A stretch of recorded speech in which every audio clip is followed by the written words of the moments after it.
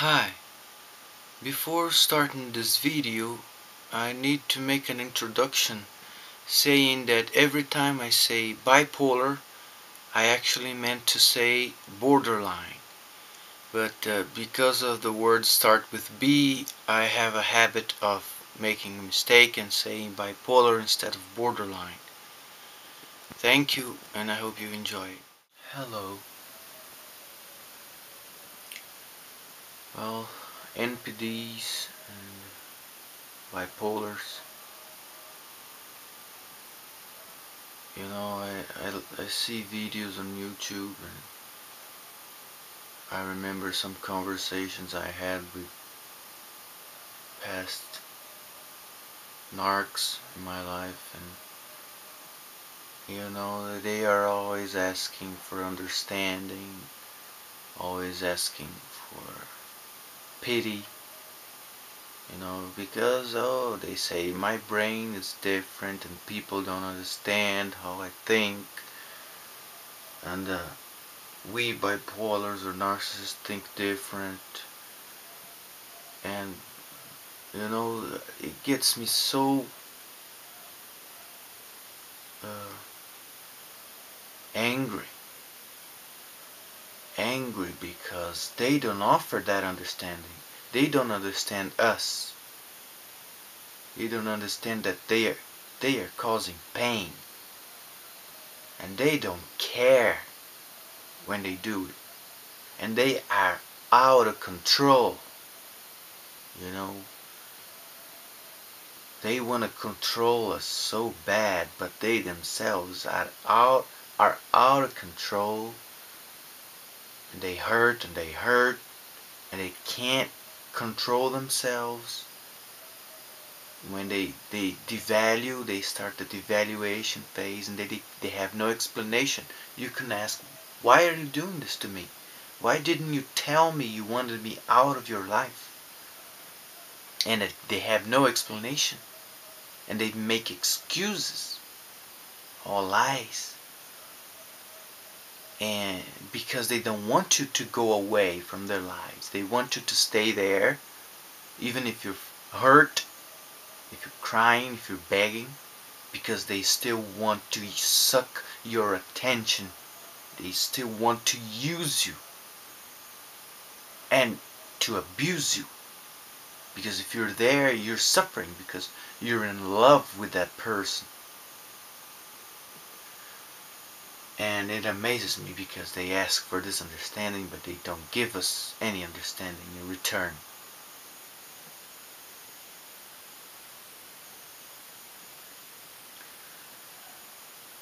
Bipolars and narcissists, according to what I read, and even antisocials, they are comorbid. That means that narcissists can have some traits of bipolars. Bipolars can have a few traits of narcissists, which in turn can have a few traits of bipolars and antisocials. And think this never ends. So basically, you can say that if you use the word sociopath, you are talking about the whole bunch of people that just want to use your attention and time. You lose your time, you lose your life, years, months of your life, and just because they want your attention, they need it to feel human, while making you feel inhuman. The last, you know. So you're dealing with what you're dealing with when you deal with a narcissist. You're maybe be dealing with a borderline and an antisocial at the same time. What are you dealing if you're dealing with a bipolar? You're dealing with a bipolar and a narcissist and maybe an anti, you know, and being the narcissist having bipolar tendencies and bipolar having narcissistic tendencies, that means that the idealization and the devaluation phase are gonna happen, and they will become from your friend, and they will consider you their best friend, and in the idealization phase, and suddenly they will consider you your worst enemy in the devaluation phase, and they won't tell you. They won't even tell you that they want you out of their lives. It's at least not verbally, but the signs of their hate will be there. You will just not gonna be able to see them because they make you believe they make you doubt your perceptions with, and it's called gaslighting. They will make you doubt your intuition, your survival instinct, your gut feeling, as Dr. George Simon calls your intuition, as Gavin de Becker calls it, or your well, I guess that's it. And if you ask, why did you do this to me? It was so hurtful what you said. They will say, you're not understanding. You can't comprehend. So more verbal abuse. Practically they are telling that you cannot understand anything right.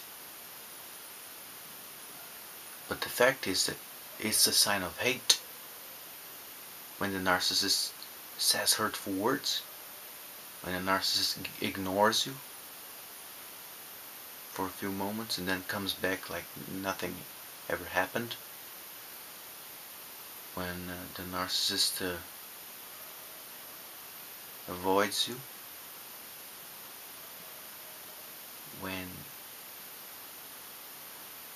there's hurtful gestures, nothing verbal, but the signs of hate are there, and you gotta look and realize it and take your conclusions from that, not from verbal messages, because they are experts in double messages and or double binds. It's all very confusing, but they will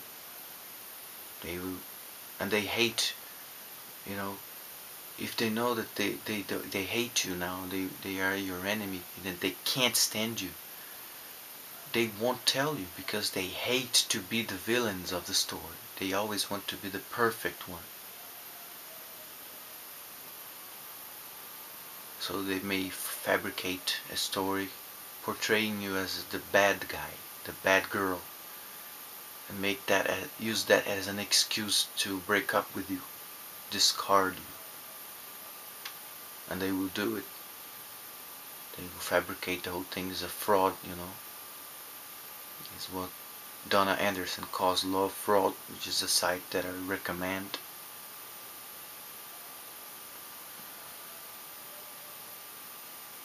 And in light of this, I've been thinking for many months now after the whole storm ended.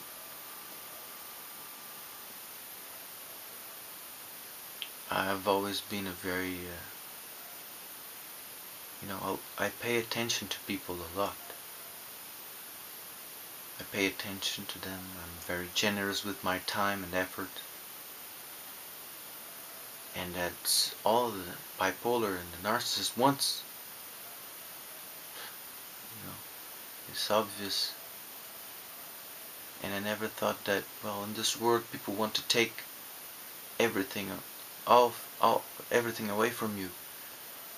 You know, thieves want your possessions, and but I never thought they would want to rob my attention and the time of my life, which is precious and never get it back. But there are people, creatures that want to rob you of your time, your attention, and you're not gonna get anything for only bad memories and a relationship that has no value. And I've been thinking, and their best weapon is the idealization phase when they make you fall in love with them. And there's this whole chemical going on in your brain that you get addicted to this person, this creature. And when you get addicted to them, then the devaluation comes and you can't go. You're in love. And they use positive reinforcement and the worst, negative reinforcement that makes you even more addicted to them. They they make you become a rat, and you can't let go because you're in love. There's chemicals in your body, chemicals of pleasure, of attachment. I guess oxytocin, serotonin, the whole thing. You're addicted to the intensity because relationships with narcissists and bipolars are very intense, and it is not normal for our organism to have such intensity. If you're in love, you're in love, too much in love. A lot of chemicals, and they need that intensity because I guess they can't feel so easily, so they have to make everything very intense. So their chemical, you know it's like a drug. They are addicted to so many things. I want to talk about that on another video. They are addicted to you and you become addicted to them, and suddenly they just throw you away, and okay, you discard it. And it's a very abusive because you're in love, and you ask what happened, and they cannot explain it to you. They make excuses, they fabricate. Oh, I thought you knew. And it was a natural process. We were distancing ourselves, and I thought you knew what was happening. But every distancing, every move to get away from you was highly calculated. It was nothing.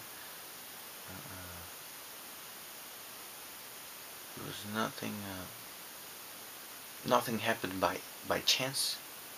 You know, nothing happened by chance. They were testing you, testing the waters, and they were thinking, well, let me go away for a few days and let's see how she reacts. And then you don't say a thing because you comprehend, you know that they need their time, and then they start going, pushing the boundaries. Oh, let me stay away for a week and see how they react. They go testing, and suddenly they fabricate this end of the relationship.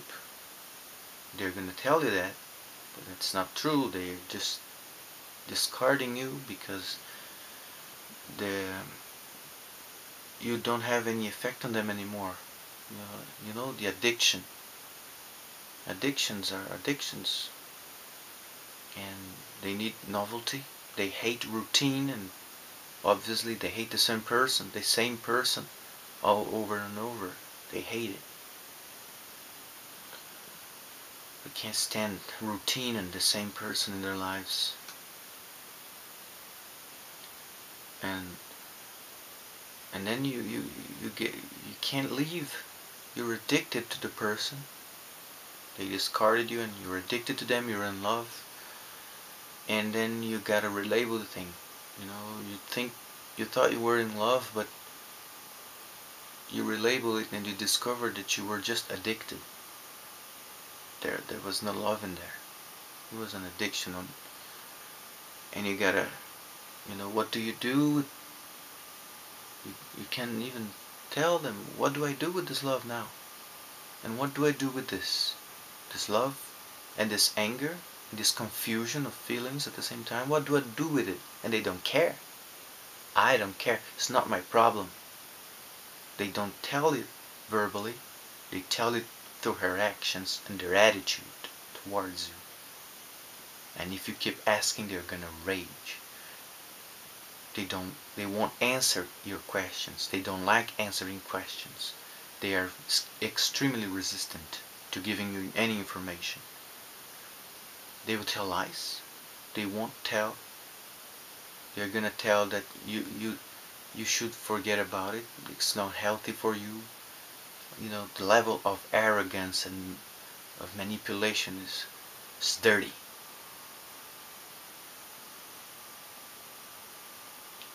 And you suffer a lot because you're in love with the person and you hate the person.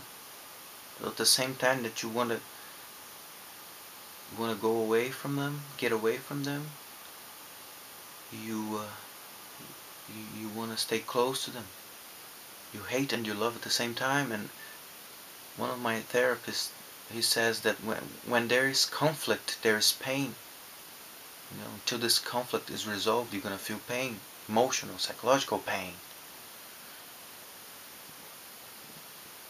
And you're in pain, you're devastated, and you're in pain, and there's nothing you can do. Just lie down in your bed and cry, and wait for the time to pass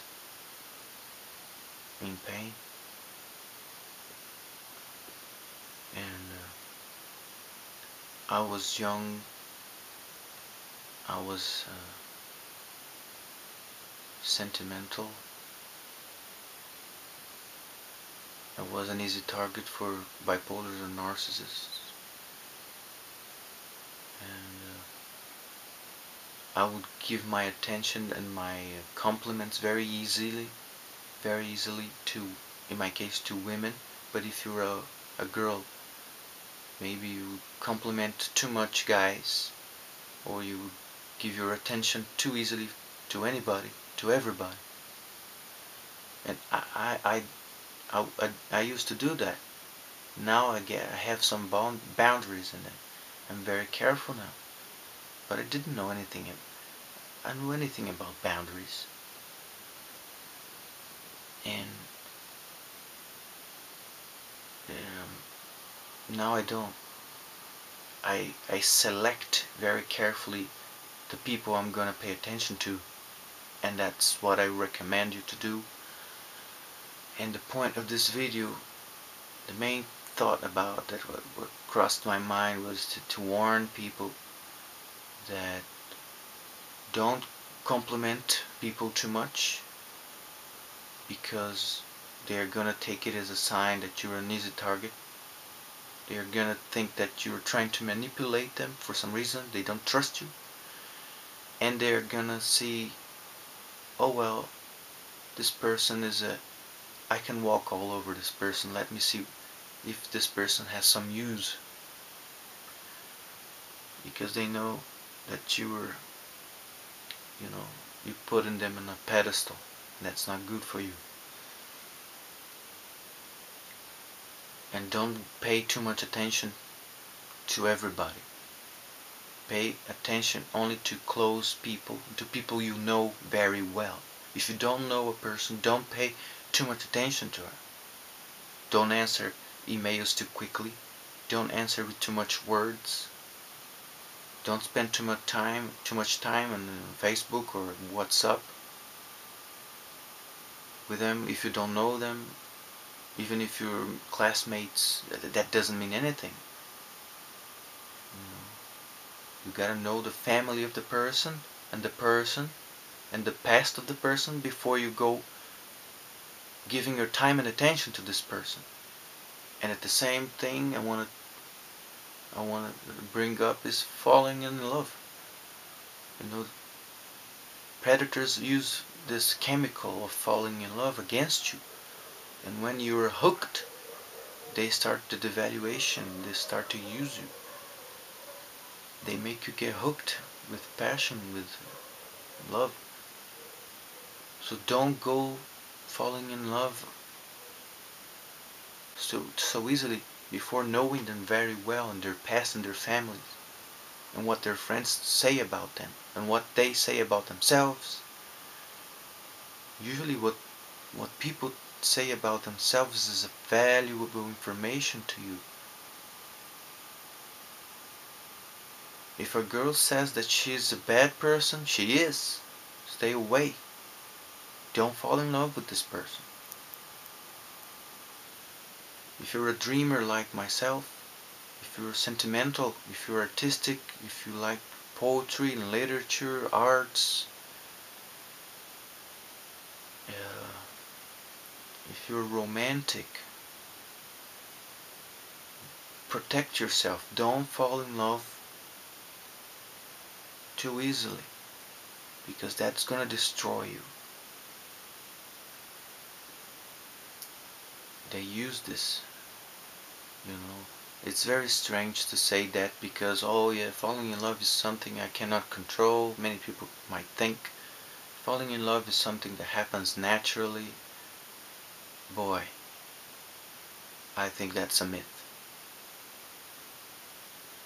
I think that predators know this. They know that you think like that.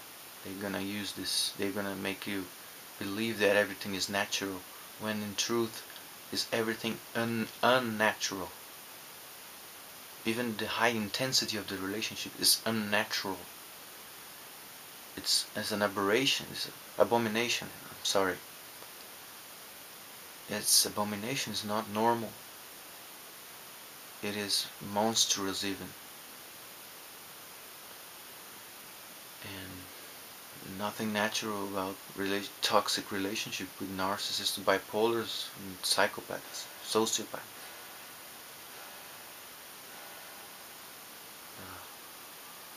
And so be very careful before you start liking someone. Even if you feel attraction, sexual attraction, physical attraction, that doesn't mean that you're gonna get what you're looking at. Not everything that shines is gold. And in the beginning they are something. They are idealizing you, and they are very, very well mannered. But then they become a monster, someone completely different, and you ask yourself, where did this thing come from? And then you're in love. You cannot get away. You gotta fight against yourself, against your heart then. And you're suffering a very intense pain. And you're in the hole, you cannot get out. If you're attracted to someone, make sure, if you want to make that work, make sure you get to know this person personally, not via social media. Make sure you get to know their families. Make sure you get to know their best. And this is very important. Make sure they were not abused as children. The first narcissist that came into my life, she told everybody and told me that she was abused sexually when she was a child. And she wanted to make us feel pity for her. She would tell it. She wouldn't have no sense of, she would not feel shameless. Don't fall in love with someone who has had a rough past, abused past. Don't fall in love with someone who is promiscuous maybe. Don't fall in love with someone you don't live in the same town, that don't live in your same town with you. I'm sorry, my English is not so perfect. Don't fall in love with someone you ever felt afraid of. You know, sometimes you're in a conversation with someone attractive and they say something, or their attitude, suddenly you feel afraid that you're gonna make them, you're gonna disagree with them because they give you that look. Oh, this person is mad. Your intuition recognizes that, but you deny. You say, oh, maybe it's just an impression that I'm having. It's true. Believe your intuition, but don't deny that you felt afraid of that person. And choose very carefully who you fall in love with. You gotta know the person, their past, their families, and obviously know that. Knowing that, you're obviously gonna know if they're married, because narcissists and bipolars are experts in hiding their marriage. Well, I don't want to repeat myself here. I guess I said everything I wanted to say, and I hope this was helpful. Thanks for your time.